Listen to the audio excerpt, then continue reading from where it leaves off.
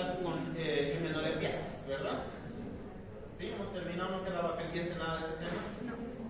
Ok, entonces nos tocaría hablar de difilidiasis, difilobotliasis e hidatidosis. Continuamos con esta maratón de temas para tratar de terminar antes de la fecha del examen. Entonces, aquí el tema les había mostrado es el mismo del año pasado, la presentación es la misma, no ha cambiado nada para este año y difilobotliasis estaba al principio, pero preferiría empezar con difilidiasis. ¿Por qué? Porque el tema que tienen más fresco probablemente sea himenolepiasis. Entonces deben acordar de himenolepis lan, himenolepis diminuta, y van a notar que difilidiasis es prácticamente idéntico a himenolepis diminuta con unas pequeñas variaciones. Todo el resto es exactamente lo mismo. Entonces se nos va a hacer mucho más fácil. Ahí teníamos el tema. De hecho, aquí en la presentación están todos juntos los tres temas de himenolepis diminuta. Y hablando de difilidium caninum, entonces describimos al agente causal en su versión adulta. En su versión adulta tiene un escoles con 4 ventosas. Estamos acostumbrados a la estructura general de todos los escoles de los éstodos hasta ahora. Y tiene un rostelo. El rostelo, que es el órgano de fijación, que normalmente tiene coronas de ganchos. En este caso se menciona que puede tener hasta 7 coronas de ganchos, o sea, 7 filitas bordeando el rostelo básicamente con ganchitos. Esto normalmente no nos ayuda tanto, a no ser que tengamos la fortuna de encontrar el escolex en la muestra de este, básicamente, pero hay que conocer. El huevo, y aquí voy a ampliar un poquito, por favor díganme ustedes si se ve bien así o más bien quieren que apague las luces y si necesitan luz adicional encienden de atrás. ¿Cómo ve la presentación? ¿Apagamos? Ok. Sí, porque a veces la iluminación no deja ver bien. Entonces, la diferencia. Los huevos individualmente son indistinguibles de los huevos de Tenia. A pesar de que todo el resto se parece mucho al himenolepis, los huevos en realidad se parecen a los de Tenia. Cada uno de estos aquí adentro es un huevo de Difilidium caninum. Estos huevitos, al ser idénticos a los de Tenia, tienen las mismas características. Tienen la oncósfera o embrión hexacanto al centro y tienen un embrióforo, que es la cobertura externa, que está compuesta de 2 membranas bien separadas y que tienen una característica radiada. O sea que si yo agarrar un hito de esos por separado, que se pueden ver, tienen el embrióforo radiado igualito que los de Tenia. Quizás la única diferencia es el grosor del embrióforo, que es un poquito más delgado acá que en el de Tenia. El de Tenia es bastante grueso el embrióforo y se considera que más o menos la mitad del diámetro del huevo corresponde al embrióforo. Aquí no, aquí es un poquito más delgado. Sería la única diferencia. Ustedes no van a tener la oportunidad de medir y de comparar, entonces nos quedamos en que es indistinguible. Pero ¿cuál es su característica? Esto que estamos viendo, este paquete o empaquetamiento de huevos que son aproximadamente de 7 a 12, dice la literatura, pero se han encontrado de más número. Cantidad de huevos que se agrupan juntitos por una sustancia mucilaginosa que forma estos paquetes. El texto simplemente los define como paquetes de huevos. Entonces, no siempre se los llega a observar en las muestras de materia fecal. Ustedes ya estarán incluyendo que el diagnóstico se hace por coproparasitológico. Muchas veces se ven los huevos individuales porque la cobertura que los mantiene empaquetados se va disolviendo en el medio ambiente. Pero puede ser que en esas diarreicas y que la muestra se haya tomado rápidamente y se haya procesado rápidamente, todavía lleguemos a encontrar los paquetes y ya esa característica nos hace el diagnóstico fácil de Difilidium caninum. Entonces, aparte de eso, todas las características son generales. Ahí están el escoles, sus ventosas, su rostelo, tiene un cuello, el cuello que no está segmentado, luego tiene la estróbila segmentada. Y ahora en el adulto, no sé si tenemos una imagen del adulto por aquí. Creo que no hay una imagen. Entonces, voy a utilizar aquí estas mismas imágenes. Si ustedes se fijan, la mayoría de las tenias, el estróbilo, el cuerpo, lo tienen segmentado de esta manera, de tal forma que cada una de las proglótides parece un rectángulo o un cuadrado, ¿verdad? Como si fuera una barrita, básicamente. Entonces aquí están separadas las proglótides y parecen rectangulitos. Pero cuando hablamos de Difilidium caninum, ahí está otra de las características distintivas. No se ve muy bien la calidad de la imagen, pero el cuerpo parece más bien un rosario lleno de cuentitas, porque las proglótides tienen una característica más bien redondeada u ovalada, además de que no se adhieren por el lado ancho, igual que hacían las proglótides de las otras tenias, sino que se adhieren por el lado más angosto, o sea, por los polos de esos óvalos o redonditos que son las proglótides. Entonces, muchas veces los pacientes, que generalmente los padres de los pacientes que son niños, vienen y les había dicho, traen a veces los proglótides o segmentos completos de la estróbila. Dicen, mire lo que me he encontrado al cambiar el pañal a mi hijo o al limpiarle cuando estaba en el baño, y les traen en un vasito de plástico las proglótides o segmentos. Entonces se puede distinguir fácilmente. Un segmento que parece un rosario lleno de cuenquitas corresponde a difilirium caninum. Si nosotros agarramos y nos trae solamente una proglótide, yo voy a agarrar la proglótide, la pongo entre dos cristales, entre dos portaobjetos, la llevo al microscopio y me voy a dar cuenta que se ve más bien ovalado. El texto lo describe como en forma de granos de arroz, porque además son blanquitos, tienen el mismo tamaño, son bien chiquititos. La única diferencia es que son blanditos, a diferencia del grano de arroz, y que estos pueden moverse por sí mismos. Los granos de arroz no. Entonces, otra característica distinta. El ciclo de vida, como están pudiendo ver, es prácticamente indistinguible en características al de Hymenolépis diminuta, porque comparte incluso el mismo huésped intermediario. Entonces, la única diferencia acá es el huésped definitivo en la naturaleza, que suelen ser los animales domésticos, principalmente el perro, algunas veces los gatos. En Hymenolépis diminuta eran los roedores, era la tenia de la rata, en este caso es la tenia del perro básicamente, por eso es canino. Y estos tienen al organismo adulto en su intestino, en su materia fecal botan las proglótides que liberan los huevitos al medio externo. Aquí están los huevitos empaquetados básicamente, y la proglótide con formita alargada, elipsoidal o de grano de arroz. Estas van a caer en el medio ambiente, y normalmente los animales domésticos, perros, gatos, se andan lamiendo después de entrar al baño, o se andan revolcando muchas veces en el piso que contiene materia fecal, y los huevitos se pegan a su pelaje donde, si son descuidados, tienen a su huésped intermediario, en este caso las pulgas. Igualito que en Hymenolépis diminuta, las pulgas no se alimentan de las heces de los animales, pero como ponen sus huevitos, las larvas de las pulgas sí se alimentan de cualquier elemento orgánico que tengan. Ahí adquieren los huevitos de esta tenia. Estos huevitos dan origen a la larva cisticercoide, se llama igualito que en Hymenolépis, en su tracto gastrointestinal, y esperan hacer comidas las pulgas por estos animales que para rascarse muchas veces se andan mordiendo. Entonces ingieren accidentalmente las pulgas, y estas liberan, al momento de deshacerse la pulga en el sistema digestivo, liberan a la larva cisticercoide, que va a evolucionar en un adulto y completa en el ciclo. Donde entre el ser humano aquí, igualito que en Hymenolépis diminuta, nosotros podemos ser consumidores accidentales de las pulgas cuando los animales tienen malas condiciones higiénicas. Tengo a mi perro pulgoso que no lo baño, que no lo despulgo, que no lo desparasito, pero de repente soy muy pobre, de repente tengo malos hábitos y duerme conmigo. Entonces, mientras yo estoy durmiendo con la boca abierta en mi cama, el perro está a mi lado y la pulga salta con tan mala suerte que cae en mi boca y me lo como accidentalmente. Entonces, suele ser eso lo que pasa, porque no creo que ninguno de nosotros agarre y diga, una pulga de perro, más proteína, me la voy a comer. No creo que hagamos eso, ¿verdad?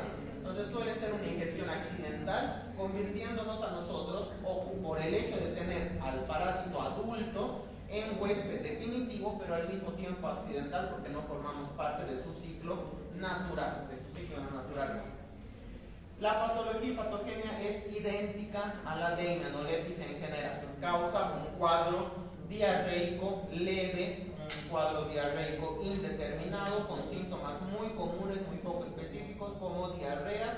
A veces no son constantes, sino que son intercaladas. Hay días que tiene diarrea, días que no la persona. Diarreas que no son muy importantes, no causan normalmente una desnutrición, no causan una deshidratación importante, se acompañan de otros signos o síntomas intestinales como meteorismo, gases, dilatación abdominal, hinchazón, en algún caso náuseas, vómitos, síntomas que no nos van a indicar específicamente que se trata de algo. Entonces yo tengo que saber cuadro diarreico y tengo que asociarlo con el antecedente epidemiológico. Entonces en este caso preguntaré, ¿tiene mascotas?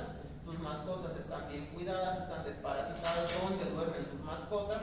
Para tener la perspectiva de que pueda tratarse de una enfermedad parasitaria. Aún así, no voy a poder distinguir solo con esas cosas si se trata de Hymenolépis o si se trata de difilirium, porque el ciclo de vida es idéntico. Entonces tendré que pedir un laboratorio para confirmar este diagnóstico. Y el laboratorio de confirmación, como nosotros tenemos al parásito adulto y el parásito adulto bota sus proglótidos y huevitos en nuestras heces, es fácilmente el copo parasitológico seriado en búsqueda de los huevos o de los paquetes de huevos. Para el efecto da más o menos lo mismo, porque si yo encuentro los huevitos no empaquetados, no puedo distinguirlos de otra tenia, ¿verdad? Entonces, simplemente el diagnóstico es de tenia. Falta identificar la especie, el de laboratorio de repente puede encontrar otros estudios o de repente toma más muestras y puede encontrar los paquetes, pero si no, el tratamiento, la conducta es la misma. Le tengo que dar el medicamento de elección para el tratamiento y el medicamento es igualito que en las tenias, el praziquantel a dosis única que se repite después de las 2 semanas para tratar los nuevos contagios, los parásitos que están en forma de larva todavía y recién fueron ingeridos. Entonces da una dosis única y como alternativa tengo el mismo fármaco, la niclosamida, que ya les había dicho, se dan 4 tabletas masticables en una sola dosis y ya está. ¿Qué pasó? Creo que están conversando mucho ahí atrás. Voy a empezar a preguntarles de su tarea, creo yo. Vamos a ver. Voy a terminar con este tema y antes de pasar al siguiente, de repente les hago algunas preguntas. Ahora volvemos al principio. Ahora sí vamos a hablar de difilobotriasis. Difilobotriasis, conocida como la tenia del pescado, entonces ustedes ya sabrán quién está involucrado en su ciclo de vida de manera importante. Los pescados, normalmente nosotros nos contagiamos al ingerir carne de pescado mal cocida. Sabemos que la temperatura mata a los parásitos, entonces nos contagiaremos cuando la carne esté mal cocida. No hay carne roja ni término medio en el pescado porque toda la carne es blanca. Pero ¿en qué comidas comemos carne mal cocida o cruda directamente de pescado? En el sushi, la más común, la más popular. Pero no es de nuestra cultura, a pesar de que ha llegado hoy en día acá. Algo que sea más de nuestra cultura. Entonces, cualquier forma de pescado crudo es peligrosa por este parásito y por los que vienen la próxima clase, que son los tremátodos, que comparten las mismas características. Entonces, nada de estar comiendo carne cruda de ninguna fuente, ni de la vaca ni del cerdo, del pescado tampoco. ¿Okay? Es peligroso. De todas formas, no son los únicos alimentos que contienen pescado crudo. El salmón se consume normalmente crudo en muchas culturas, aparte de la asiática, como por ejemplo la cultura escandinava, en Europa, en los países nórdicos como Finlandia, Dinamarca y demás, ellos consumen bastante salmón crudo. No solamente allá, yo he estudiado en Bélgica, e incluso Bélgica, aunque no sea tan nórdico, igual tiene en su dieta varios platos con pescado crudo. Entonces, distintas culturas tienen distintas formas en donde su alimentación los puede poner en riesgo. Voy a aprovechar esta imagen porque creo que no he visto ninguna otra imagen más. Pero difilobotriasis ya tiene una característica importante distintiva acá. En su versión adulta, en su etapa adulta, no solamente es el céstodo más grande que puede enfermar al ser humano, porque si tenia saginata podía llegar hasta los 10 metros, este puede llegar hasta los 14 metros fácilmente. Y hay incluso algunos casos descritos de tenias de hasta 16 metros. Entonces este es el céstodo más grande que puede afectar al ser humano. Y en su escolex, esto que estamos viendo acá, es el escolex de la cabeza, no tiene rostelo, no tiene corona de ganchos y tampoco tiene ventosas al uso como estamos acostumbrados. Tiene estas variantes, dos normalmente a ambos lados, que se denominan botrias, que son una especie de ventosas modificadas, que son una especie de labios, como los labios de la boca, algo así que le sirven como órgano de fijación. Como estas ventosas modificadas se llaman botrias, el nombre de difilobotrium viene de di, dos, botrium, botrias. Entonces, dos botrias en la cabeza. Y esto es importante porque hoy en día la taxonomía ha cambiado, igualito que les decía en Hymenolepiasis, que ahora se llama Rodentolepis, ya no Hymenolepis. Aquí también ha cambiado hace unos 5 o 6 años más o menos, y ahora se llama botriocéfalo, que quiere decir botrias en la cabeza. ¿Verdad? Entonces, si les preguntan con cualquiera de los dos términos, ya no se van a confundir si saben de dónde vienen las palabras. Si no van a decir, no nos enseñaron esos términos. ¿Ok? El parásito, entonces, se diferencia de tenia, en este caso, de la tenia solium y saginata. Como les decía al principio de céstodos, si conocen tenia y Hymenolepis, el resto son variantes de lo mismo. Entonces, nos vamos a apoyar mucho en lo que ya hemos aprendido. Se diferencia de la tenia en que su ciclo de vida es un pasito más completo. En Taenia solium, en Taenia sacinata, teníamos un huésped intermediario, o así lo definía el texto, que eran los animales, el cerdo o la vaca. Acá tenemos dos huéspedes intermediarios, por lo tanto tenemos una forma parasitaria adicional, intermedia, ¿verdad? Para que haya ese cambio de huésped. Y eso ahorita vamos a hablar en el ciclo de vida. Los huevos no se distinguen mucho de Hymenolepis, excepto por un pequeño detalle. Tienen algo que se conoce como opérculo. Fuera de eso es bastante parecido porque tienen su embrióforo bastante transparente, bastante extenso. Tienen una forma un poquito más elipsoidal, más o menos así. Voy a ver si puedo ampliar un poquito esta imagen. Y tienen una estructura que se llama opérculo, que aquí podemos ver que es esta parte de acá. Ustedes se fijan, todo el borde del huevo está bastante oscuro, como si estuviera teñido, menos esta partecita que se ve más blanquita, ¿verdad? ¿Sí o no? Se ve así, ¿verdad? Esta partecita está destinada a abrirse como si fuera una escotilla, como si fuera una tapa, y dejar salir el contenido hacia afuera. Y no se deshace el embrióforo, sino que se abre como si fuera un cascarón de huevo, valga la redundancia real, y esa apertura, esa parte de la membrana que puede separarse se denomina opérculo. Y además, para abrirse el opérculo, tiene una estructura que se llama botón, que está por aquí abajito. Aquí ustedes pueden ver, a ver, se los voy a mostrar con esto. Aquí ustedes pueden ver en negro bien remarcado el contorno del huevo, ¿verdad? Y aquí parece que hubiera un chinchoncito un poco difuminado. Ese chinchoncito difuminado, que algunas veces se ve igual de transparente que esto, dependiendo del ángulo, se denomina botón. Entonces funciona muy mecánicamente el parásito. Se aprieta el botón y se abre el opérculo, como si fuera una tapa. Esa es la principal distinción en el huevo. Entonces, a ver, nos dice algo distinto acá, pasamos al ciclo de vida. Sí, las especies. Diphylobotrium o Botriocephalus normalmente se lo identifica o se lo asocia con una especie importante que es Diphylobotrium latum o Botriocephalus latum hoy en día, pero existen otras variantes como Diphylobotrium pacificum, dendriticum, y hay otras más que afectan a los seres humanos, son indistinguibles entre ellas, pero afectan en distintas latitudes del mundo. Por ejemplo, Diphylobotrium pacificum es más común en nuestro lado del mundo porque afecta a Chile, afecta a Perú, afecta a Argentina, o sea, todos los países que tienen costa en el Pacífico, mientras que Diphylobotrium latum es mucho más frecuente en países nórdicos y Diphylobotrium dendriticum está más cerca del Ártico, Siberia y estos países muy al norte. Entonces, hay distintas especies para distintas zonas geográficas, todas se ven exactamente igual en cada una de sus fases, entonces no hay más diferencia que el nombre. Todos se adquieren de los pescados de agua dulce o agua salada del mar, no interesa, pero el consumo de pescado crudo es el que nos impede. La longitud, como les decía, es bastante largo, dice de 3 a 10 metros en promedio, pero como les digo, hay casos que llegan fácilmente a los 12, 14 metros y hay algunos descritos de hasta 16 metros.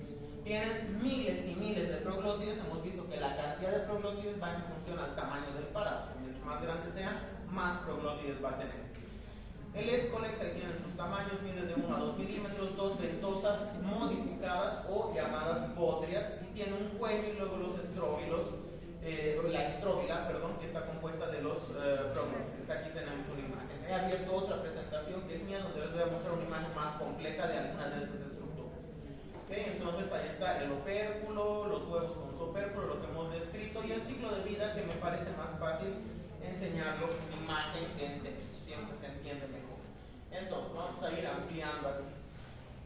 El huésped definitivo en la naturaleza es el ser humano. Ningún otro animal puede contener al parásito en su estadio adulto, a diferencia de otros parásitos que vamos a aprender que también son acuáticos o marítimos. Entonces nosotros tenemos al parásito adulto en el intestino. Este desprende su estróbila, segmentos, y estos, las proglótides, van a depositar los huevitos operculados con su opérculo al agua. Normalmente esto se sustenta en su ciclo de vida, que es bastante marítimo, bastante acuático, como podemos ver, porque afecta a poblaciones que viven al borde del lago, en las costas básicamente, y que se dedican constantemente a actividades marítimas como la pesca, las granjas de crustáceos y demás. Entonces, cuando están en alta mar y tienen que ir al baño, ¿qué es lo que hacen? Hacen sus necesidades en el agua básicamente. Entonces los huevos fácilmente caen al agua.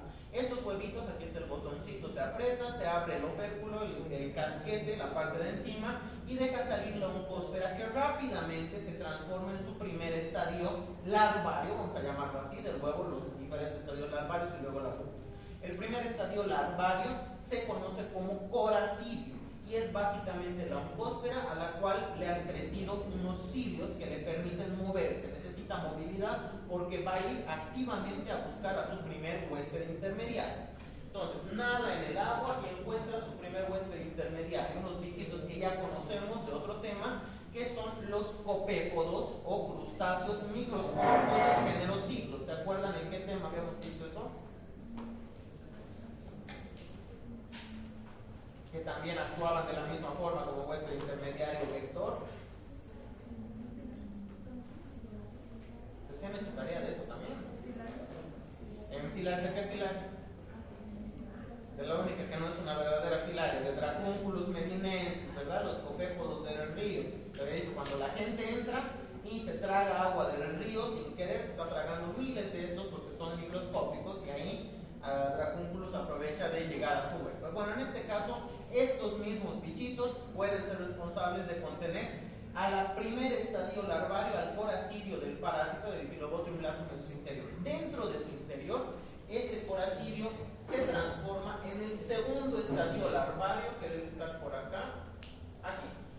El segundo estadio larvario se alarga bastante, pierde los cilios, no necesita movilidad, ya tiene alguien que se mueve por él, entonces se queda en una forma más o menos enquistada dentro del cuerpo del crustáceo y este se le denomina larva procercoide. Pro quiere decir antes, entonces es el primer estadio de los que llevan larva en su nombre, a pesar de que ese también es un estadio larvario, pero este es el primero que se llama larva procercoide. Entonces, ¿qué pasa con estos crustáceos? Pues como todo en el mar, son alimentos de otros depredadores. ¿Qué depredadores? Los pescados. Normalmente peces pequeños que a su vez son devorados por peces más grandes y demás. Entonces, cuando este crustáceo es devorado, la larva procercoide en el tubo digestivo de los pescados se libera del crustáceo, se va a adherir a la mucosa del intestino del pescado, va a atravesar la mucosa y va a viajar hasta instalarse en la carne, en el músculo del pescado, y ahí va a sufrir la última transformación antes del estadio adulto, que es larva clerocercoide. ¿Está por aquí? Perdón. Aquí.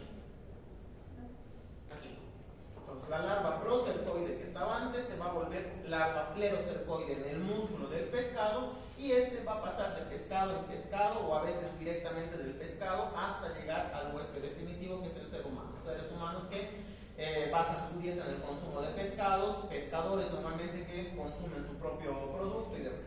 Entonces, el pescado es consumido por el ser humano, la larva clerocercoide se libera en el intestino y ahí en el intestino se va a quedar volviéndose el adulto, que finalmente es Diphylobothrium lacum. Ha quedado entendido, como pueden ver, es el mismo ciclo de vida que en las otras señas, con un paso adicional. Como hay un paso adicional, tiene que haber una forma parasitaria adicional. Entonces tiene huevo, 3 estadios larvarios, coracidio, larva procercoide, larva clerocercoide, y tiene 2 huéspedes intermediarios involucrados, que son los copépodos, los crustáceos chiquititos, y los peces. Y los peces cuentan como huésped peces en general, a pesar de que los peces más pequeños son devorados por otros y por otros y por otros, pero básicamente no hay ningún cambio en el parásito hasta que llega al último huésped definitivo, que es el ser humano. ¿Okay? He vuelto a repetir para que quede bien claro.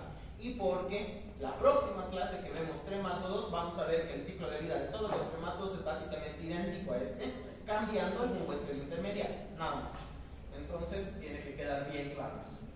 La patogenia. Normalmente, igual que minolepiasis, igual que difilidiasis, causan cuadros diarreicos muy leves, muchas veces pasa incluso asintomático, igual que minolepis, igual que todos ellos, y cuando hay síntomas, son síntomas muy inespecíficos. Cuadro diarreico, típico, con náuseas, vómitos, meteorismo, gases, dilatación abdominal, malestar general, poco más, no suele representar una mayor molestia, pero eso sí, cuando el parásito vive demasiado tiempo, porque puede vivir muchos años, décadas incluso en el ser humano, y crece demasiado, empieza a causar daño por un nuevo mecanismo de daño, que antes era el mecánico, la irritación mecánica que causaba la diarrea, ahora empieza el daño exfoliatriz. ¿Qué era el daño exfoliatriz? De la primera clase, ¿se acuerdan? mecanismo de daño exfoliatriz. Hace rato estaban hablando mucho allá atrás. ¿Qué era el daño exfoliatriz allá atrás? ¿Quién me puede responder?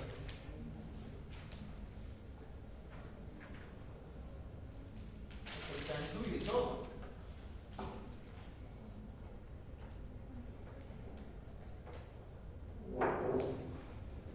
¿No se acuerdan? Habían 6 mecanismos de daño de los parásitos que ves en el listado y les he descrito. El primero era el exfoliatriz, después estaba el mecánico, estaba el tóxico. ¿No? ¿No les suena? El daño exfoliatriz es la depleción nutricional del huésped a costa del parásito. O sea, en pocas palabras y palabras vulgares, el parásito se come nuestro alimento, básicamente. ¿Verdad? Y ese mecanismo exfoliatriz lo habíamos descrito en términos generales, por ejemplo en Tenia, donde se come nuestro alimento indistinguiblemente, sea lo que sea que comamos. Pero en este caso tiene una preferencia, entonces no depleta todos nuestros nutrientes, depleta uno en particular, que es la vitamina B. Entonces nosotros comemos alimentos, toda la vitamina B, se la lleva el parásito y nosotros no obtenemos nada. Como no obtenemos vitamina B, y la vitamina B, entre otras funciones, es muy importante en la generación, la maduración de glóbulos rojos en la médula ósea, entonces nuestros glóbulos rojos van a madurar mal y nos van a causar algo que se llama anemia megaloblástica, que también tiene otro nombre, anemia macrocítica normocrónica. ¿Cómo creen que son sus glóbulos rojos? ¿Son qué? Grandes, macrocítica, tamaño grande, ¿qué más? ¿Blancos? ¿No?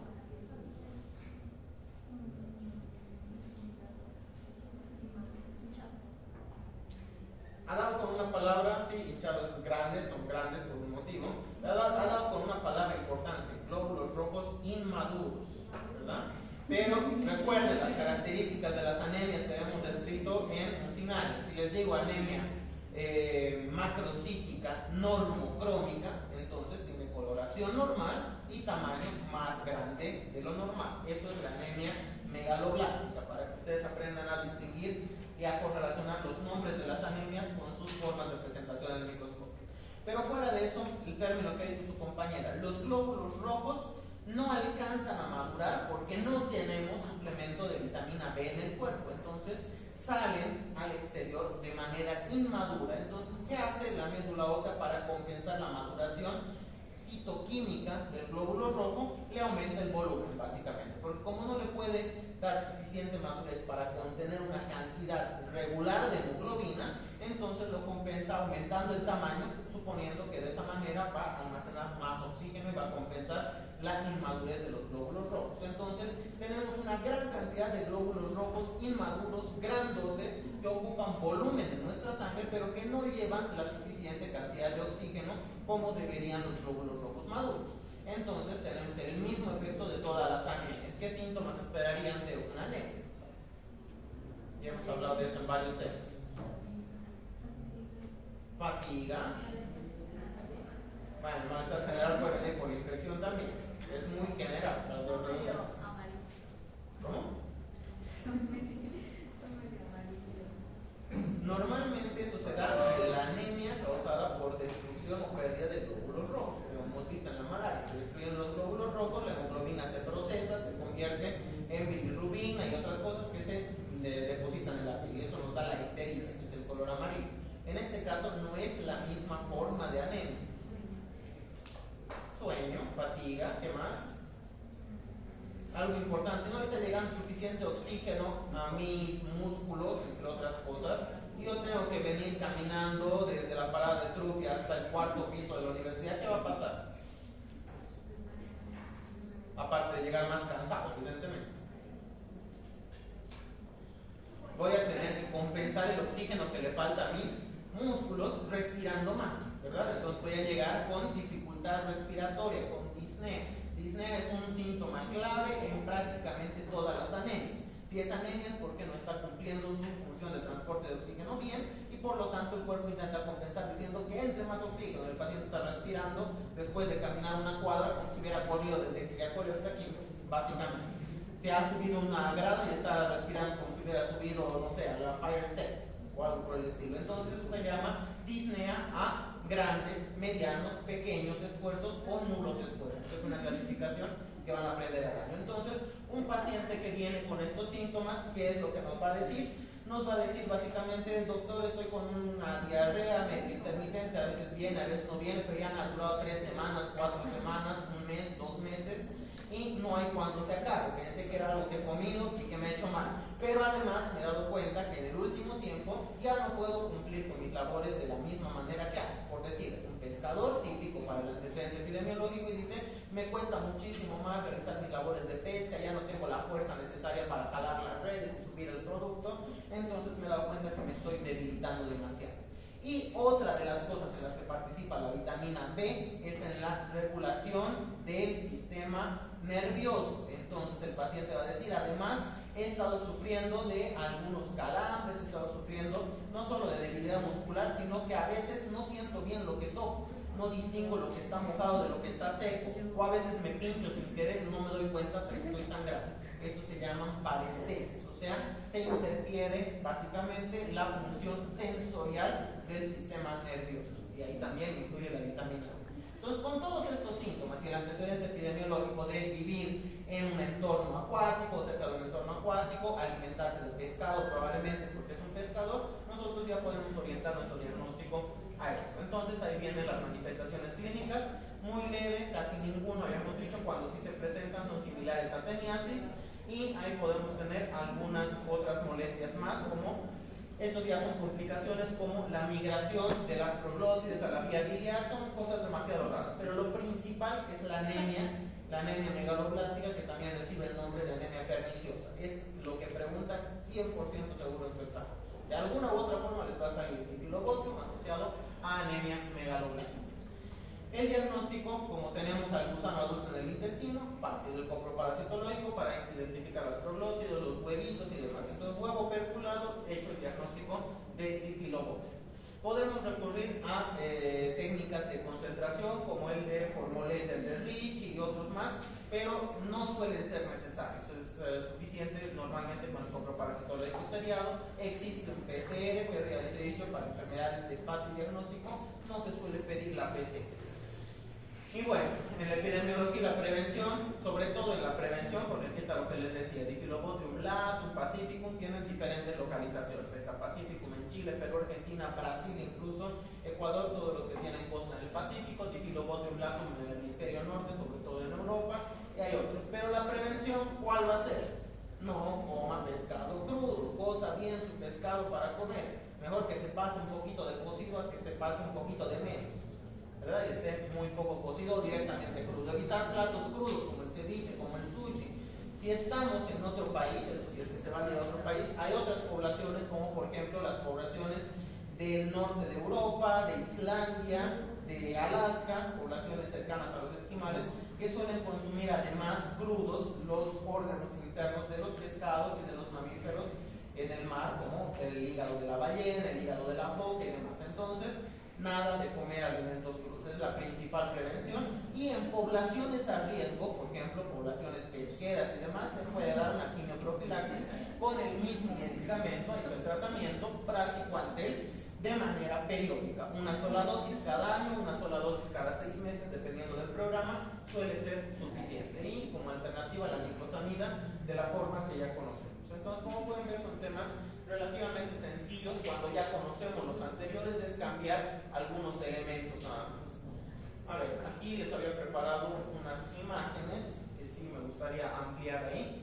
Aquí tenemos difiliriasis, una tenia adulta de Difilirium caninum, y lo que les decía, las proglótides son más ovaladas y están unidas en forma de rosario, no por el lado más ancho de la proglótide, sino por el otro, y tienen forma las proglótides individuales de granitos de arroz.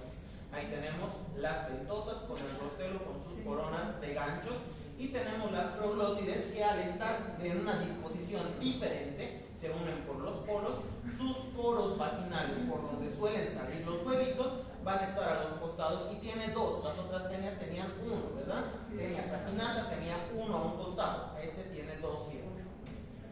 Y ahí tenemos la larva cisticercoide y tenemos la agrupación de huevitos, y estos son huevitos individuales de Difilirium. Como les decía, la única diferencia que se podría notar, quizás el embrióforo más delgadito. tenia, suele ser más grueso el embrióforo, más allá un poco difícil de darse cuenta. Después, difilobotriasis, ahí tenemos una tenia sacada por completo de una persona, probablemente esto no ha sido retirado con cirugía, sino con una autopsia, una persona muerta, seguramente porque han podido sacar entero al gusano. Aquí está el gusano, varios metros, el gusano más grande, entero prácticamente. Ahí tenemos varias de sus proglótidos, retoman la forma visual, rectangular, como veíamos en los otros parásitos. Y aquí están los otros estadios. El huevo operculado, les quería mostrar. A veces el botoncito que les decía puede ser igual de transparente que la cáscara y el opérculo se distingue claramente. Aquí está clarito marcado la parte que se va a abrir, ¿verdad? Uno puede alcanzar a distinguirlo fácilmente. ¿Qué más tenemos por aquí? Ahí están las proglótidas. Aquí está un huevo abierto, por ejemplo, para que vean, todavía no ha salido el coracidio del interior, pero el huevo ya está abierto. Eso se puede lograr en laboratorio. Y bueno, creo que esas eran las imágenes que había traído. Ahora vayamos al otro tema. El tema de hidatidosis, que suele ser un tema algo complejo, algo complicadito, porque tiene algunos detalles. Pero recordemos que estamos en cestos, entonces esta es una tenia de alguien también. En este caso, la tenia de las ovejas. Entonces teníamos tenia de la vaca, tenia del cerdo, tenia de los roedores o de la rata, tenia del perro, tenia de las ovejas, tenia del pescado. Con 6 animales más nos armamos un horóscopo chino, ¿qué les parece? Entonces, los céstodos son las tenias de aquí, básicamente. En este caso, la tenia lógica. La hidatidosis, igual que todos los céstodos, es una zoonosis, es una enfermedad de los animales en donde el ser humano suele ser el huésped definitivo, pero generalmente es accidental, no debería participar en el ciclo de vida normal. Y digo suele ser el huésped definitivo porque en este caso en particular es probablemente el único en el que nunca llegamos a ser huéspedes definitivos, no llegamos a contener al parásito adulto, sino que lo que nos enferma es una forma larval. ¿Les recuerda alguna otra enfermedad esto? Dentro de los céstodos, por lo menos. ¿En qué enfermedad o qué enfermedad de los céstodos no nos da por el parásito adulto, sino por una forma larvaria? ¿Cuál? Cisticercosis, muy bien. Entonces aquí vamos a ver muchos paralelismos con la cisticercosis. Por eso les digo, si saben tenia y menolepis, saben todo lo demás. Nada más irle cambiando algunas cosas. Entonces, aquí esta presentación es sumamente larga y tiene un montón de detalles, sobre todo bioquímicos, muy innecesarios para ustedes, pero vamos a ir puntualizando lo más importante. Entonces, el género del parásito es Echinococcus. Y aunque lleve equino en su nombre, los caballos no tienen nada que ver, aunque sean equinos. Normalmente en griego la palabra equino denota algo que es punteado, que es estrellado, o que tiene puntitas, o que es puntiagudo. Por eso en hematología los equinulocitos son los glóbulos rojos deformados con puntitas, como si fueran estrellitas, ¿ok? Entonces, Echinococcus viene porque la principal característica dañina de este parásito son precisamente las púas que tiene. ¿Dónde tienen púas estos parásitos? En los rostelos que tienen ganchitos, que son picudos, básicamente, ¿verdad? Bien, Echinococcus tiene 4 especies que nos dan 4 cuadros clínicos diferentes.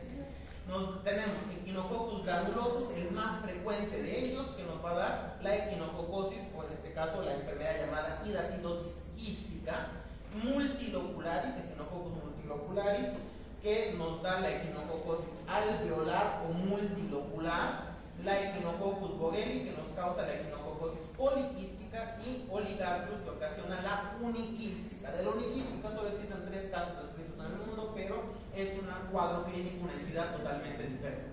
Entonces hasta aquí los 4 cuadros clínicos que vamos a ver se diferencian esencialmente hasta ahora por la especie del parásito, todos del mismo género. Los huéspedes, para los agentes etiológicos, los huéspedes suelen ser perros y cánidos en general, a pesar de que los perros juegan un papel importante, no son los únicos. Lo dejaremos como depredadores carnívoros, porque ellos van a obtener la enfermedad devorando a sus presas. Y los huéspedes intermediarios suelen ser animales herbívoros varios, entre los cuales la oveja es el que más predomina, por eso la tenia de la oveja. Entonces, los céstodos, estos céstodos, el adulto es muy pequeño, es el céstodo más pequeño de los que estudiamos, pero no es el céstodo más pequeño que afecta al ser humano. Ese papel se lo quedaba en Menolepis nana, hemos dicho 2 a 4 centímetros. mide 6 milímetros en promedio, es más chiquitito que Menollepis nana. ¿Qué es lo que pasa? Que no es este el que nos enferma, sino su estadio larval. Por eso hay que hacer esa distinción. Normalmente la tenia, Echinococcus, no suele llegar a tener más de 5 proglótides y algunas especies menos. Entonces el texto pone entre 3 y 5 proglótides, nada más. Ese es todo su tamaño, toda su magnitud. De esas 3 a 5, solamente la última proglótide, la que estamos viendo acá, la más grande, es la grávida. Entonces se desprende y no vuelve a desprender otro proglótide hasta que la que le toca se entre en estado de gravidez, o sea, se autofecunde los huevos básicamente. Fuera de eso es prácticamente indistinguible del resto de las tenias porque tiene su escolex con ventosas y su rostelo con corona de ganchos exactamente igual. Nada más la cantidad de proglótides como pueden ver. Entonces, vamos a los huevitos. Los huevos son exactamente iguales a los de Tenia solium saginata y el texto dice indistinguibles. Como podemos ver, tiene el mismo embrióforo radiado, igualito que el de Tenia, y su oncósfera al centro. La única diferencia, de nuevo vuelvo a insistir, el grosor del embrióforo, que es bastante más delgadito. ¿Por qué no nos interesa esto que sea diferente? Porque como no me afecta el adulto, yo no voy a ir a buscar los huevos para el diagnóstico, voy a buscar otras formas del parásito. Entonces da igual que sea igual a quien quiera, eso no me interesa. Entonces, estos huevos son muy resistentes en el ambiente y son, vamos a pasar directamente al ciclo de vida, que me parece mejor que es donde está aquí, en el esquema. Entonces vamos a poner en ejemplo, a pesar de que los huéspedes definitivos son carnívoros y los intermediarios son herbívoros, vamos a poner como ejemplo el perro y la oveja, porque el contexto en el que más se da, el contexto epidemiológico en el que más se da esta enfermedad es en los pastoreos, básicamente. Los pastores tienen sus perros que les ayudan a pastorear ¿a qué cosa? Ovejas. Hay pastores de cabras y demás, pero la oveja es lo más típico. Entonces tenemos este contexto epidemiológico. El pastor normalmente cría ovejas para lana, pero cuando la oveja ya está vieja o demás, la carnea para utilizar su carne para el alimento, ¿verdad? ¿Y qué se hace con los órganos de un animal que se utiliza para consumo? Se los bota. ¿A quién se los va a botar? A su perro, como premio al perro por cuidar a las ovejas. Entonces, en este contexto de pastoreo, los perros pastores suelen comer muy frecuentemente las vísceras crudas de las ovejas que pastorean. Y como están en el mismo contexto, estos perros que tienen al parásito adulto, ya hemos dicho este definitivo tiene al parásito adulto, liberan en sus heces las proglótides y los huevos, ¿en dónde? En los mismos pastos que las ovejas comen. Entonces cierran perfectamente el ciclo.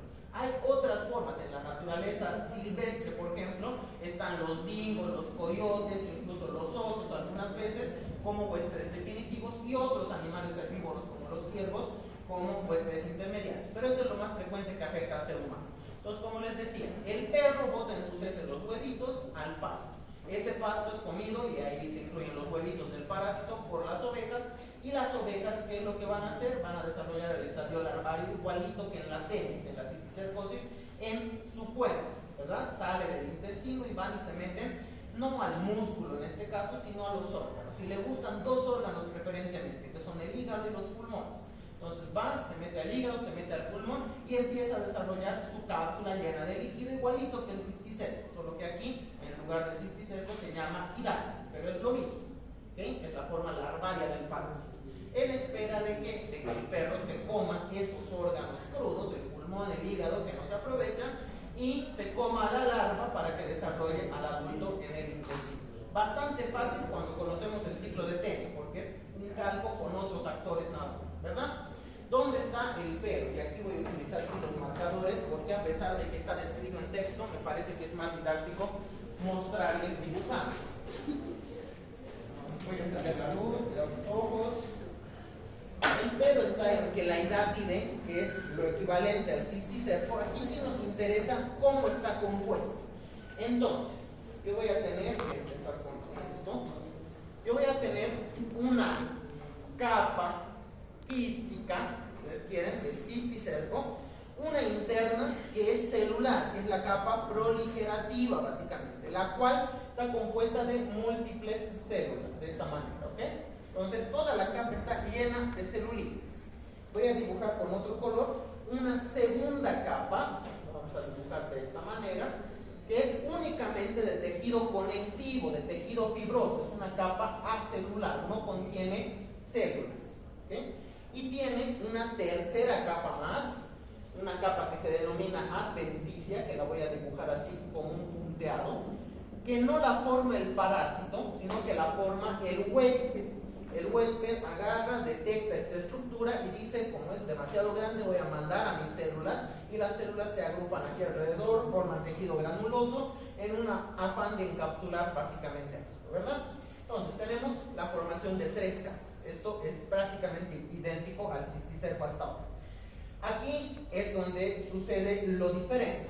Esta capa interna, que es celular y es proliferativa básicamente, es la capa de células madre que da origen al nuevo parásito, pero no lo hace uno solo, como antes era el escolex que dibujaba aquí invaginal, sino que genera múltiples escolex de esta manera, invaginados, pegados a la pared. Ahí tenemos sus ventosas, así más o menos, de esta manera.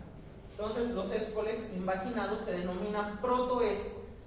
Ahora, como se generan muchos, aquí se generan varias estructuras a lo largo de la pared, estas durante el tiempo que están en el ser humano, y el ser humano no es devorado por otro animal, por otro depredador, cumplen todo su ciclo de vida y por vejez celular se van a morir. Entonces, ¿qué es lo que va a pasar cuando se mueran? Esto primero se va a evaginar tratando de dar origen a un nuevo huésped. Lo vamos a poner aquí. Entonces va a formar más o menos de esta manera.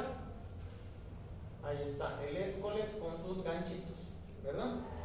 Después de esto, pasa el tiempo, no pudo formar a una nueva tenia, se va a desprender de acá, se corta todo esto. Y dice, este no sirve, se va a morir de viejo, lo libero.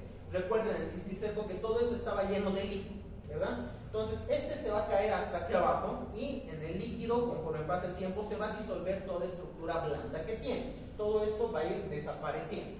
¿Qué estructura no blanda tiene? Los ganchitos. Entonces aquí abajo van a quedar los ganchitos más o menos de esta manera, dibujando un gancho sumamente grande, y van a quedar un montón de ganchitos aquí dentro del líquido que contiene esta vesícula.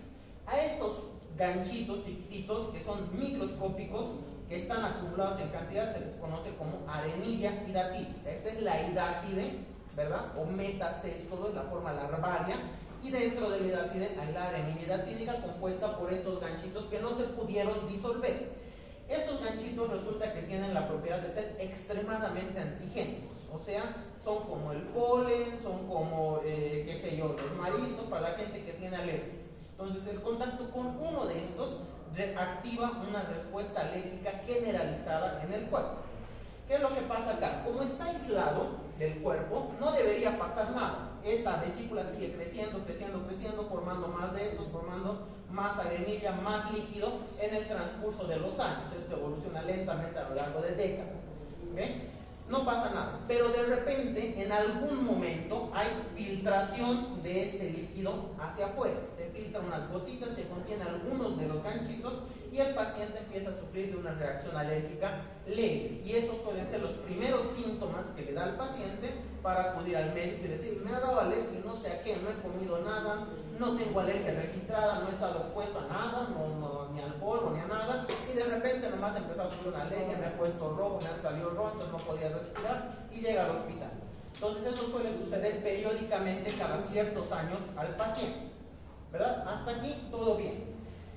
Bueno, vamos a hablar ahora de los cuadros clínicos. Resulta que, voy a hacerlo con azul, esta capa que está hecha por tejido fibroso, en algunas especies no se termina ahí, sino que se va extendiendo por distintos lugares y se va formando otra de estas capas en otro lugar. Entonces aquí se forma otra hidátide, aquí se forma una hidátide más pequeña, aquí se empieza a formar otra hidátide. Todas estas comparten un mismo origen celular, vienen del mismo quiste de su capa que se ha ido extendiendo como si fueran raíces dentro de un órgano. Vamos a suponer que es el pulmón. Toda esta capa fibrosa se ha ido extendiendo por el pulmón y ha ido dando origen a otras hidátides formando sus propias capitas celulares. Por eso he utilizado distintos colores, ¿verdad? Entonces aquí tenemos la otra diferencia entre los 4 cuadros clínicos hablando histológicamente. La hidatidosis quística, la primera, la que estaba producida por Echinococcus granulosus, es básicamente la formación de un solo quiste, es eso, nada más, aislado de todo el resto, no forma más. Entonces, un solo quiste hidatídico, una sola hidátide se va a formar en total. Y esta puede crecer muchísimo. ¿Okay? Y además tiene tres capas, las tres capas que hemos descrito. La hidatidosis alveolar se va a formar de esta manera, extendiendo como raíces la capa fibrosa, que va a formar varias hidátides de una sola hidátide madre. Y estas se van a agrupar como si fueran los alvéolos del pulmón o los racimos de una uva, básicamente, todas con un mismo origen celular. ¿Okay? Pero aquí la diferencia es que solamente tiene dos capas, aquí la azul y la negra, nada más. En esta hidátide, como su capa se está extendiendo como una raíz, el cuerpo no encuentra el punto para decir hasta aquí te voy a encerrar en tejido granuloso, entonces nunca llega a formarse la capita roja, nunca se forma la capa adventicia que el huésped es el que produce, entonces solo tiene dos. En la hidatidosis poliquística, la tercera que hemos visto, sucede más o menos lo mismo, pero simplemente los quistes están más separados, no están toditos juntos agrupados, están más separados unos de otros como si fueran distintas hidátides quísticas, uniquísticas, como la que hemos visto, pero que casualmente están en el mismo órgano, nada más.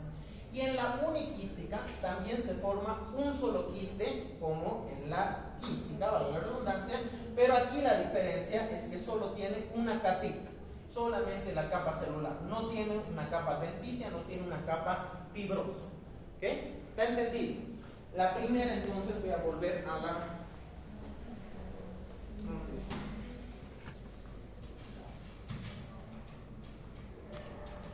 Aquí. Entonces, Echinococcus bogheri le va a producir la hidatidosis quística, tres capas en total, un solo quiste grande. Echinococcus granulosus, que da la alveolar o multilocularis, que da... A ver, esto es la... Echinococcus granulosus, la que da la quística, tiene tres capas, un solo quiste. Multilocularis da la alveolar o multilocular, que tiene varios, pero solo tiene dos capas histológicas. Echinococcus bogheri, que da la poliquística, igual tiene dos capas, igual que las multiloculares, pero sus quistes, que son varios, están más distribuidos. Y Echinococcus oligarcus, que da la uniquística, solo tiene una capa histológica, la capa celular, la germinativa nada más, y solamente forma un quiste, pero nunca llega a crecer demasiado, porque los casos que están descritos estaban en zonas muy delicadas, como por ejemplo en la órbita ocular, entonces no va a crecer demasiado, ¿verdad? Se va a quedar pequeño. Esas son las diferencias. Ahora, vamos más adelante. Aquí está cada una de ellas descrita, pero no tiene una gran descripción. Si ustedes se fijan, nos dice la quística, producida por granulosus, tiene solamente un quiste que puede llegar a tamaños bastante grandes. Hay tamaños descritos del quiste hidatídico de hasta 2 litros de volumen. Se han sacado globos de este tamaño mediante cirugías. En la alveolar multilocular tenemos varios quistes pequeñitos que tienen las dos capas nada más, que son de tipo infiltrativo, como si fuera un cáncer que echa raíces en el órgano. Esa misma dificultad que les he dicho del cuerpo para decir hasta aquí nomás vas a llegar, no te puedo determinar un borde, hace que sea difícil el tratamiento, que van a ver que consiste en extirpar al quiste. Hay veces que no se puede extirpar al quiste. La hidatidosis poliquística, más o menos lo mismo, y la uniquística, que a pesar de que solamente hay tres, forma un solo quiste, una sola capa histológica, producida por Echinococcus bogheri, y de esos que se han descrito hay dos orbiculares y uno cardíaco. Entonces, los tres casos están bien documentados en ese caso. El ciclo de vida, que ya lo habíamos hablado, habíamos adelantado, aquí está en palabras, aquí está en la imagen que les he mostrado, y hay otra imagen por aquí que me gustaría mostrarles. Bueno, vamos viendo las imágenes, mejor así. Aquí, por ejemplo, podemos ver los protoescólices que les había dibujado acá, que están evaginados. Aquí ha salido el escólice y aquí tenemos los escólices invaginados. Voy a ampliar un poquito más. Ahí está. Entonces aquí yo tengo el protoescólice invaginado. Aquí está toda la vesícula proligerativa y aquí adentro se mete, y aquí puedo distinguir claramente la silueta del escólex, que luego va a salir hacia afuera como si fuera un calcetín dándose la vuelta básicamente. Aquí está. Entonces lo que les he dibujado está ejemplificado acá, solo que no hace la diferencia. Entonces tengo tres capas, están descritas todas las capas aquí abajo.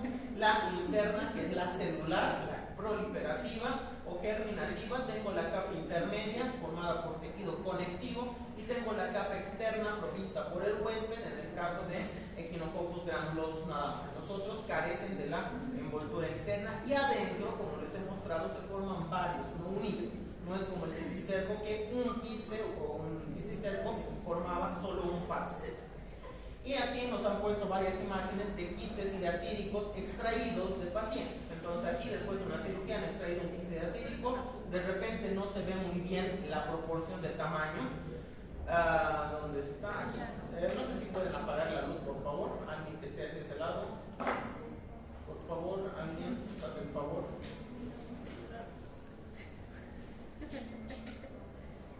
Todos, eso. Ahora sí. Entonces aquí yo puedo ver una multilocular, por Echinococcus multiloculares, o alveolar, en donde tengo todas estas vesículas hijas o quistes hijos que comparten un mismo tejido conectivo general, o sea, tienen una sola ascendencia genética. Entonces puede haber una hidatidosis con múltiples hidátides de este modo. Aquí tengo un quiste, un hígado lleno de quistes hidatídicos. Aquí se ha extirpado directamente todo el hígado, si ustedes pueden ver, porque no puedo distinguir hasta dónde está extendida la raíz de este quiste. Entonces agarro y digo todo el órgano, todo este pedazo de órgano afuera. Y sacando el órgano yo puedo ver un montón de quistes hidatíricos diferentes juntos. Y aquí tengo lo mismo, pero en un pulmón que tiene varios quistes. La resolución no ayuda, pero cada una de las tumoraciones que yo veo corresponde a un quiste. Sé que ya era el consenso de la siguiente hora. ¿Cómo vamos de tiempo? ¿Estamos en hora ya? 3:30. ¿Cuánto? 34. Realmente la parte compleja era la descripción de cada uno de los cuatro y de la vesícula por sí misma, que es equivalente al cisticerco, vuelvo a repetir. Entonces lo que nos enferma es su versión de cisticerco, la hidátide, y por eso se llama hidatidosis. La distribución geográfica, a pesar de que aquí nos ponen un mapa y todo, es realmente cosmopolita. Está en cualquier parte del mundo en donde exista esta cadena del ciclo de vida que hemos visto, donde los depredadores se coman herbívoros que tengan la hidatidosis y ellos se enfermen de la equinococosis o de la enfermedad por el adulto, y además hagan sus deposiciones en un pasto del que se van a alimentar los herbívoros. O sea, cualquier país que viva del pastoreo, que incluye el pastoreo, puede tener la hidatidosis. Entonces, lo que les decía, en la patología no es muy difícil de darse cuenta. El principal daño que produce esta es ocupación de espacio. Como hemos visto, a diferencia del cisticerco, que ya causaba problemas por ocupar espacio del cerebro, ¿verdad? A pesar de ser chiquitito, este que puede llegar a medir 20 centímetros, 40 centímetros de diámetro, un quiste, localizado en el pulmón o en el hígado, pues es espacio que el órgano no puede ocupar, espacio de tejido del órgano que ha sido destruido. Entonces, cuando está en el hígado, muchas veces tengo síntomas de sufrimiento hepático, como por ejemplo ictericia, dolor en flanco, en hipocondrio derecho y en flanco derecho, extendido hacia la espalda, todos síntomas clásicos de una patología hepática. Cuando está en el pulmón es quizás incluso más florida la sintomatología, porque como tengo de toda la cavidad torácica, una buena parte del pulmón está ocupada por el quiste y el pulmón no se puede expandir hasta ahí, entonces el paciente va a tener síntomas como los que describíamos hace rato de la anemia. Disnea, no va a poder respirar bien, de repente, si es que se trata de una echinococosis alveolar y está toda enraizada en el pulmón, vamos a tener lesiones pulmonares y el paciente va a manifestar con tos y expectoración sanguinolenta también. Entonces, la sintomatología es bastante fácil de darnos cuenta y se da por la ocupación de espacio.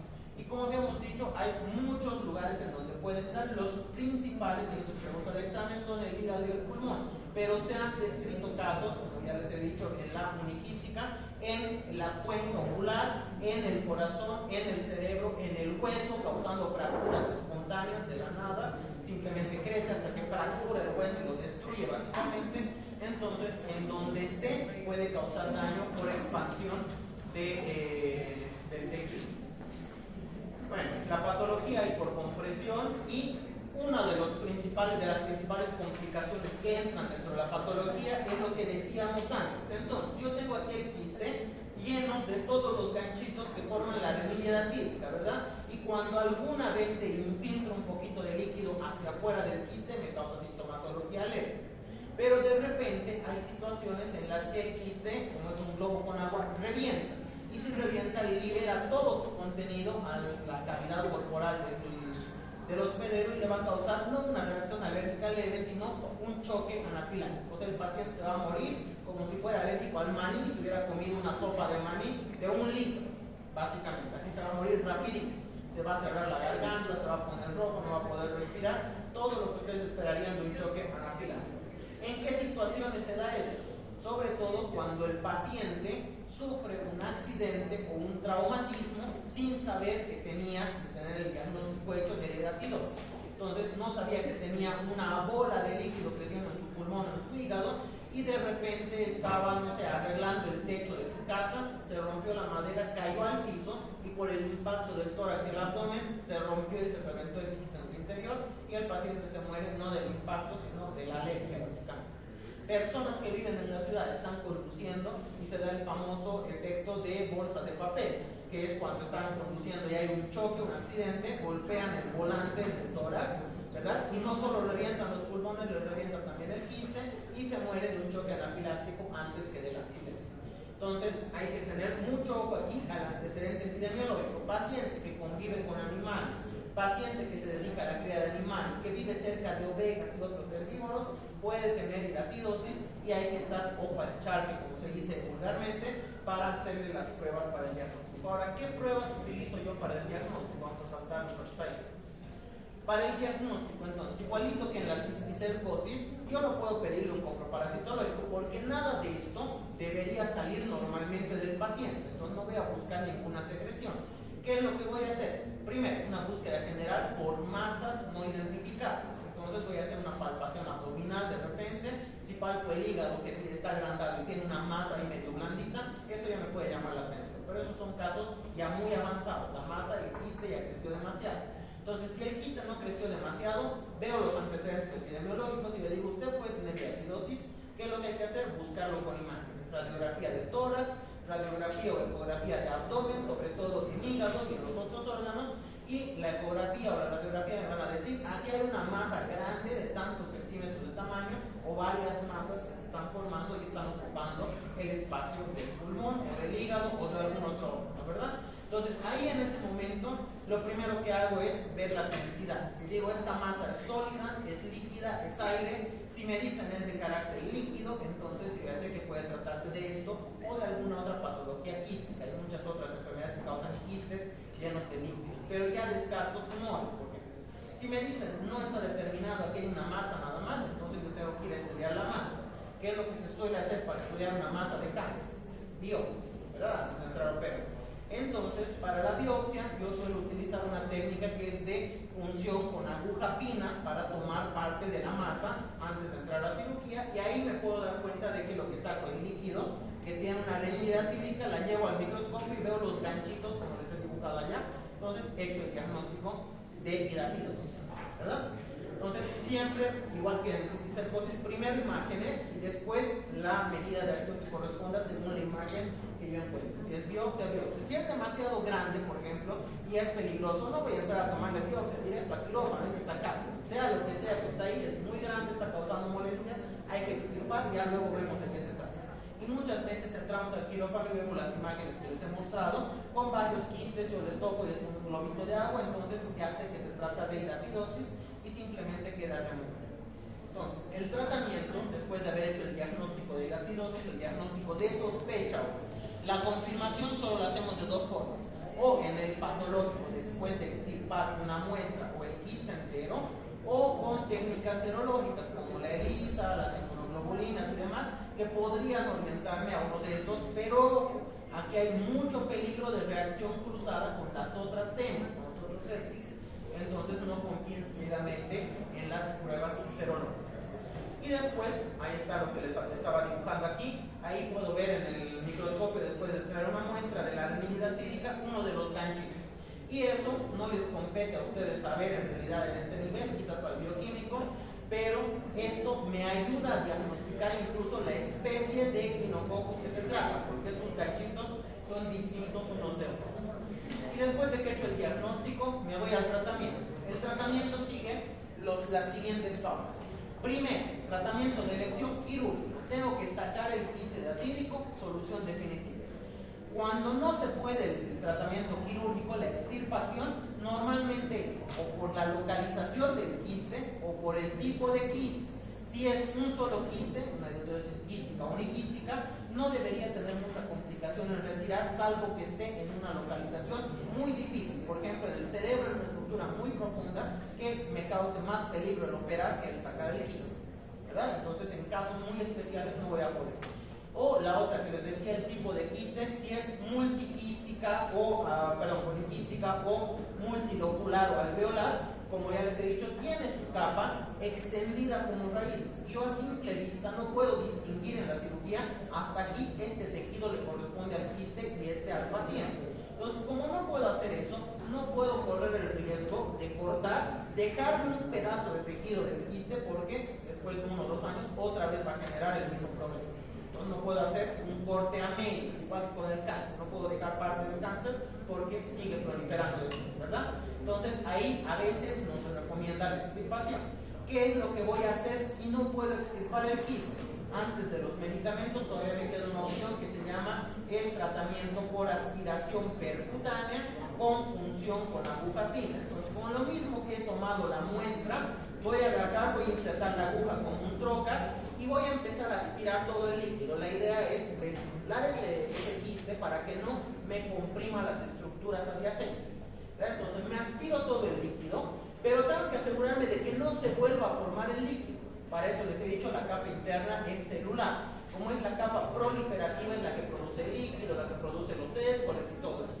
Entonces tengo que matar toda esa capa celular. ¿Qué es lo que hago? He aspirado el líquido, voy a meterle otro líquido, una mezcla de suero fisiológico con algunos medicamentos como albendazol o mebendazol diluidos, y voy a hacer una especie de lavado, infusionando y sacando el líquido, infusionando, sacando el líquido. Ese medicamento va a matar toda la capa proliferativa y ya no se va a volver a formar el quiste.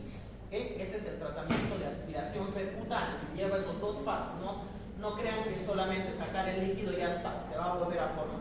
Y finalmente, si no puedo hacer eso por algún motivo y solo me queda el medicamento, entonces tengo que darle al paciente albendazol o mebendazol por un tratamiento de entre 15 y 25 días. Es un tratamiento largo, necesito que absorba hasta sus tejidos el medicamento. Tengo que darlo con corticoides porque puede ser que se infiltre al morirse las células, se infiltre el líquido y le produzca un choque anafiláctico. Entonces le doy con corticoides, igual que cisticercosis, y tengo que hacerle controles periódicos, cada mes, cada 2 meses, cada 3 meses. Tengo que controlar cómo va el tamaño del quiste, porque si crece demasiado tengo que cambiar de conducta. ¿Okay? Esas son las 3 etapas: retirado quirúrgico, aspirado percutáneo, y cuando no se puede nada, recién me quedo con los medicamentos y un control periódico. Y finalmente, como una última advertencia, si van a mandar a su paciente a quirófano, tienen que estar preparados para responder, porque puede ser que al momento de cortar el órgano para extirpar, lo cortemos el quiste sin querer, liberemos todo el líquido y se nos presente un choque anafiláctico ese mismo momento. Es una posibilidad accidental en la cirugía. Entonces, igual que pasa con los accidentes, puede pasar en la cirugía, tienen que estar preparados para responder con su norepinefrina, con sus antialérgicos y demás. ¿Okay? Tienen que tener ese cuidado. Y la forma de prevención, muy sencilla: evitar darle los alimentos crudos a los perros y evitar consumir alimentos contaminados con materia fecal, porque igual que las ovejas, nosotros entramos en el ciclo de vida al consumir alimentos contaminados con materia fecal con los huevitos. Por eso desarrollamos la hidátide en los